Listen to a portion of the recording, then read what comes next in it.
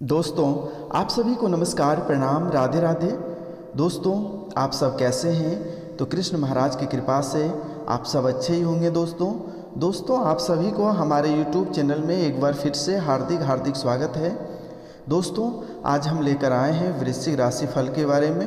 वृश्चिक राशि के जो जातक होते हैं दोस्तों, अक्सर कोई ना कोई दुर्घटना का सामना करते ही हैं और बनते काम बिगड़ जाते हैं। दोस्तों, कई बार ऐसा होता है कि काम पूर्ण होते होते रुक जाते हैं। दोस्तों, वृश्चिक राशि के जो जातक होते हैं दोस्तों, ये काफ़ी कोमल दिल वाले होते हैं। अक्सर ये दूसरों का भला करते रहते हैं। किसी के प्रति मन में कभी किसी भी तरह का मनमुटाव नहीं रखते हैं, ना ही ईर्ष्या रखते हैं। दोस्तों, काफ़ी दिल साफ वाले वृश्चिक राशि के जातक होते हैं दोस्तों। लेकिन बहुत लोग ऐसे करते हैं, जो वृश्चिक राशि के जो जातक होते हैं दोस्तों, इनसे काम निकलवा लेते हैं और फिर इनको ही ठुकरा के चले जाते हैं। कई बार जो व्यवसायिक वर्ग के लोग हैं तो दोस्तों, एक साथ व्यवसाय कोई करते हैं तो जो इनके पार्टनर होते हैं वो इनको ही धोखा दे के चले जाते हैं, इनके ही पैसा लेके मुंह मोड़ जाते हैं। लेकिन वृश्चिक राशि के जो जातक होते हैं दोस्तों, ये दोस्ती निभाने के नाते उनसे कुछ बोल नहीं पाते हैं और बोलते भी नहीं हैं, तो बार बार इनके साथ इस तरह का धोखा होता है। कभी वृश्चिक राशि के जातक यदि किसी से प्यार करते हैं तो अक्सर इनके पैसे देख के कोई भी प्यार करते हैं और पैसे जब सारे ले लेते हैं उसके बाद इनसे मुंह मोड़ लेते हैं। तो अक्सर ये देखने के लिए मिलता है कि वृश्चिक राशि के जो जातक होते हैं दोस्तों, किसी से यदि प्यार करते हैं तो दिल खोल के करते हैं, और एक कहावत है, यदि करते हैं तो दिल से करते हैं वरना दिमाग से भी नहीं करते हैं। वृश्चिक राशि के जो जातक होते हैं दोस्तों, यदि कोई इनसे रिश्ते निभाते हैं तो ये उनके लिए जान दे देते हैं। पैसे तो दूर की बात है, शरीर का एक एक अंग यदि मांगा जाए तो वृश्चिक राशि के जातक हैं वो दे देते हैं। लेकिन अक्सर इन्हीं के साथ धोखा क्यों होता है, इसका कारण क्या है? क्यों शनि की ढैया 7.5 इनको परेशान करते हैं, राहु केतु अक्सर लगे हुए रहते हैं? तो दोस्तों, चलिए आज हम जानते हैं अमीर बनने के 10 ऐसे उपाय हम आपको बताएंगे जिनसे कि आप चौंक जाएंगे। तो शुरुआत करने से पहले जो हमारे चैनल को सब्सक्राइब नहीं किए हैं वो बेल आइकन दबा के सब्सक्राइब कर लीजिए, लाइक करिए और अधिक से अधिक शेयर करिए। दोस्तों, आमतौर पर हम समझते हैं कि जिस व्यक्ति के पास अधिक पैसा होता है वह अमीर होता है, लेकिन वास्तव में ऐसा नहीं है। जिस व्यक्ति के पास आज पैसा है कल नहीं भी हो सकता है, लेकिन अमीर आदमी के पास अपनी ज़रूरतें पूरी करने के लिए हमेशा पर्याप्त पैसा होता है। यह मूलभूत अंतर हमें कई रूपों में दिखाई देते हैं। कोई जातक किसी समय विशेष पर पैसे वाला हो सकता है, लेकिन उस दौरान भी ऐसा हो सकता है कि वह अपनी सभी ज़रूरतों को पूरा करने में सक्षम ना बन पाए। तो दोस्तों, कुंडली में दूसरे भाव को ही धन भाव कहा जाता है। तो दोस्तों, कुंडली के दूसरे भाव को ही धन का भाव कहा जाता है। तो वृश्चिक राशि के जो जातक है दोस्तों, इनके पास धन की कमी नहीं है, धन अपार है और भगवान इनको अपार धन दिए हैं, किसी भी तरह की कमी नहीं है। लेकिन कभी कभी इनके दूसरे भाव में राहु और केतु आके इनको परेशान कर जाते हैं, जिसके कारण ये थोड़ी सी अनबैलेंस कर जाते हैं। जिसके कारण वृश्चिक राशि के जो जातक है वो थोड़ी सी अनबैलेंस कर जाते हैं और फिर रास्ता भटक जाते हैं। बाकी वृश्चिक राशि के पास किसी भी तरह का कोई कमी नहीं है। तो इनको सुधार कैसे किया जाए, तो इनके बारे में भी हम चर्चा करेंगे। तो एक बार हम रिपीट करते हैं, जो हमारे चैनल को सब्सक्राइब नहीं किए हैं वो सब्सक्राइब कर लीजिए, लाइक करिए, अधिक से अधिक शेयर करिए, कमेंट में राधे राधे अवश्य लिखें दोस्तों। तो दोस्तों, कुंडली में दूसरे भाव को ही धन का भाव कहा गया है। दूसरे भाव और इसके अधिपति की स्थिति हमारे ग्रह के लिए जाने जाने वाले धन के बारे में संकेत देती है। कुंडली का चौथा भाव हमारे सुखमय जीवन जीने वाले में संकेत देता है। तो दोस्तों, दूसरे भाव धन के बारे में संकेत देता है और चौथे भाव सुखमय जीवन जीने का संकेत देता है। दोस्तों, जो हमारा 5वां भाव होता है वो हमारी उत्पादकता के बारे में बताता है। छठे भाव से ऋणों को उत्तरदायित्वों को देखा जाता है। 7वां भाव व्यापार में साझेदारों को देखने के लिए बताया गया है दोस्तों इसके अलावा 11वां भाव आय और 12वां भाव व्यय से संबंधित है।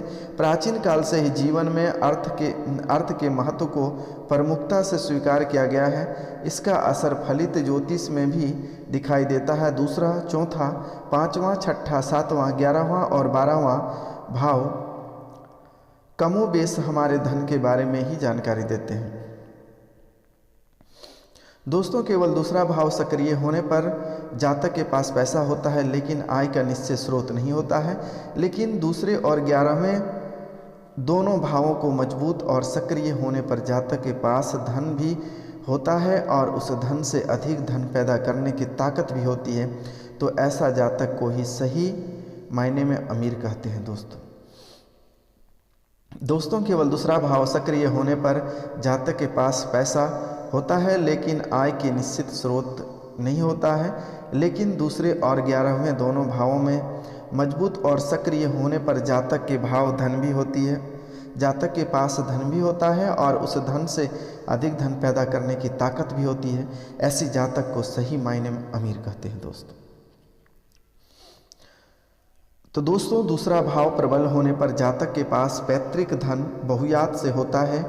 उससे अच्छी मात्रा में पैतृक धन प्राप्त होता है। इस भाव की स्थिति और इसके अधिपति की स्थिति अच्छी होने पर जातक अपनी पारिवारिक संपत्ति का भरपूर उपयोग कर पाता है। दोस्तों इस भाव में सौम्य ग्रह होने पर अच्छे परिणाम हासिल होते हैं और क्रूर या पाप ग्रह होने पर खराब परिणाम हासिल होते हैं। दूसरी और 11वां भाव मजबूत होने पर जातक संपत्ति अर्जित करता है। उसे व्यवसाय अथवा नौकरी में अच्छा धन हासिल होता है। 11वें और 12वें भाव का अच्छा संबंध होने पर जातक लगातार निवेश के जरिए चल संपत्तियां खड़ी कर लेता है।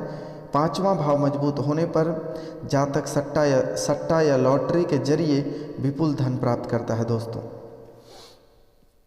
दोस्तों किसी भी जातक के पास किसी समय विशेष में कितना धन हो सकता है, इसके लिए हमें उसका दूसरा भाव, 5वां भाव, 11वां और 12वें भाव के साथ इनके अधिपति का अध्ययन करना होगा।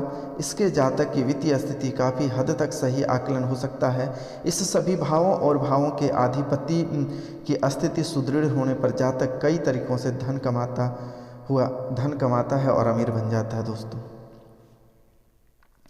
अब हम बात करेंगे दशाओं का प्रभाव। धन कमाने का संग्रह करने में जातक की कुंडली में दशा की महत्वपूर्ण भूमिका होती है।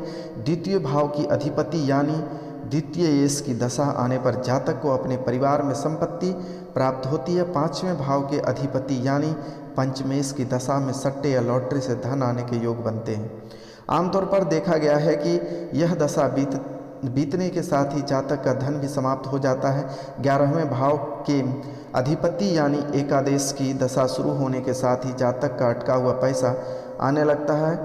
कमाई के जरिए खुलते हैं और लाभ की मात्रा बढ़ जाती है। ग्रह और भाव की स्थिति के अनुरूप फलों में कमी या बढ़ोतरी होती है दोस्तों।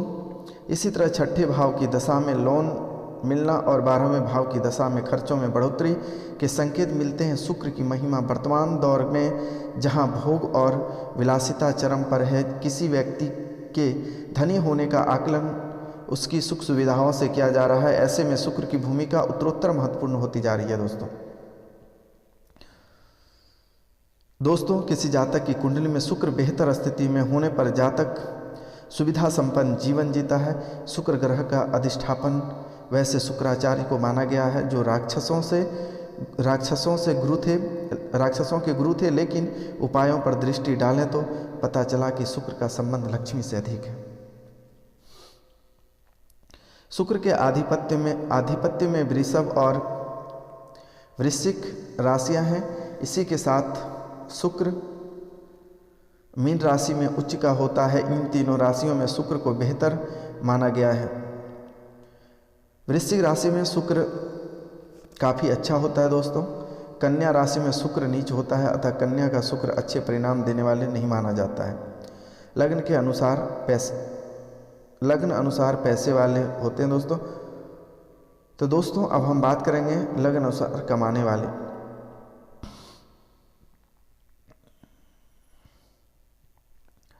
कमाई के लिए 11वें भाव देखा होगा, ऐसे में वृश्चिक लग्न वाले जातकों का शनि, वृष लग्न का गुरु, मिथुन लग्न का मंगल, कर्क लग्न का शुक्र, सिंह लग्न का बुध, कन्या लग्न का चंद्रमा, तुला लग्न का सूर्य और वृश्चिक लग्न का बुध। तो दोस्तों कमाई के लिए हमें 11वें भाव देखना होगा। ऐसे में मेष लग्न वाले जातकों का शनि है, मेष लग्न वाले जातकों का शनि है, वृष लग्न का गुरु है, मिथुन लग्न का मंगल है, कर्क लग्न का शुक्र, सिंह लग्न का बुध और कन्या लग्न का चंद्रमा, तुला लग्न का सूर्य है, वृश्चिक लग्न का बुध, वृश्चिक लग्न का बुध है दोस्तों, धनु लग्न का शुक्र, मकर लग्न का मंगल, कुंभ लग्न का गुरु और मीन लग्न का शनि। अच्छी स्थिति में होने पर जातक अच्छा धन कमाता है और इन ग्रहों की दशा में भी संबंधित लग्न के जातकों अच्छी कमाई अथवा लाभ अर्जित करता है। दोस्तों हम बात करेंगे योग्य। किसी भी लग्न में 5वें भाव में चंद्रमा होने पर जातक सट्टा, लॉटरी अथवा अचानक पैसे कमाने वाले साधनों से कमाई का प्रयास करता है। चंद्रमा फलदायी हो तो ऐसे जातक अच्छी कमाई भी कर लेती है। दूसरा है दोस्तों कारक ग्रह की दशा में जातक सभी सुख भोगता है। ऐसे में इस दशा के दौरान जातक को धन संबंधी परेशानियां भी कम आती हैं। 7वें भाव में चंद्रमा होने पर जातक साझेदार के साथ व्यवसाय करने का प्रयास करते हैं लेकिन धोखा खा जाते हैं। दोस्तों लाल किताब के अनुसार किसी भी लग्न में 12वें भाव में शुक्र हो तो जातक जिंदगी में कम से कम एक बार करोड़पति जैसे सुख प्राप्त करता है, चाहे अपना घर बेचकर ही वह सुख को क्यों ना भोगे। तो दोस्तों छठे भाव का 11वें भाव से संबंध हो तो जातक पहले ऋण लेता है और उसी से कमाई करता है। प्रसिद्ध ज्योतिषी में दोस्तों नौकरी पैसा, कर्महीन और आलसी लोगों की जिंदगी में अधिकतर उतार चढ़ाव नहीं आते हैं। ऐसे में इनका फर्श से अर्श पर पहुंचने के योग बनने पर भी उनके लाभ नहीं मिलते हैं। दोस्तों कई बार चतुर्थ श्रेणी कर्मचारी और IAS की कुंडली में एक समान राजयोग होता है, अंतर केवल उसे भोगने का होता है। तो दोस्तों आपको क्या करनी है, जो वृश्चिक राशि के जो जातक हैं दोस्तों, ये शनिवार के दिन शनि मंदिर अवश्य जाएं दोस्तों, और शनिवार के दिन भूल के मीट मछली का ग्रहण नहीं करें। मंगलवार के दिन चमेली के तेल का दीपक अवश्य जलाएं दोस्तों। प्रतिदिन सूर्योदय को सूर्य भगवान को अर्घ्य दें। तांबे की लोटे से उसमें थोड़ी सी गुड़ की मात्रा डालकर सूर्य भगवान को अर्पित करें। कल्याण आपके करेंगे और कहीं रुकावटें नहीं आएंगी दोस्तों।